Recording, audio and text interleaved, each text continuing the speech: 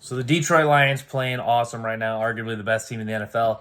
And I think about the Detroit Lions, I think about if I was a football coach, this is the way I would want my football team to play. Like, you may beat us, but you're going to feel it the next day. You're probably going to feel it a week later when you play your next opponent.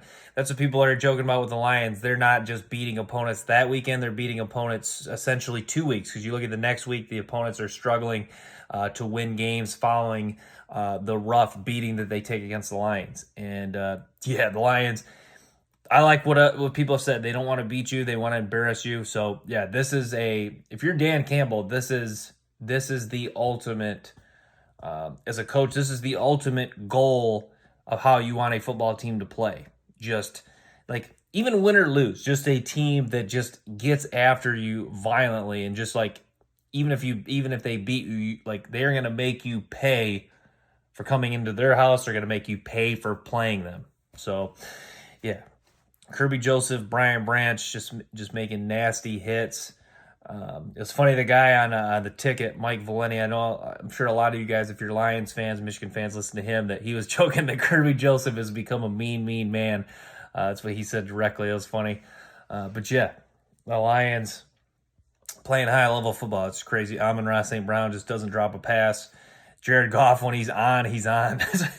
So you got to love about Jared Goff is just one of those guys where, a lot of, like, guys, if they've played sports, that feeling like when you're on, you're on. Jared Goff, I think, is one of those guys that when he's on, he's just like, okay, let's just be perfect. Let's just be or darn near close perfect. So yeah, Jared Goff, even though, yeah, sure, he's had some games where, things don't go well, multiple fumbles, multiple interceptions. But yeah, you really have to say that when he's on, he's not just on, he is just almost darn near perfect. And yeah, so, and he's showing some mobility too. Jared Goff, doesn't have the mobility of some of the, he's not Lamar Jackson, Jaden Daniels, but certainly got some mobility, or he certainly has enough mobility, I should say, and he's using that too to really amplify his high level play this year. So yeah, the Detroit Lions, a team that no one wants to play. Yeah, I'll say right here, they're the best team in the NFL. I was talking with my buddy last night. I think the Chiefs can beat them, but it'll be hard to kind of, I don't know if the Chiefs, say hypothetically they met in the Super Bowl. Obviously, we're a ways away from that. That's, obviously totally hypothetical at this point. But, well, let's just say they played, not even the Super Bowl. Let's say they played the Chiefs. Yes, I think the Chiefs could beat the Lions, but for one game.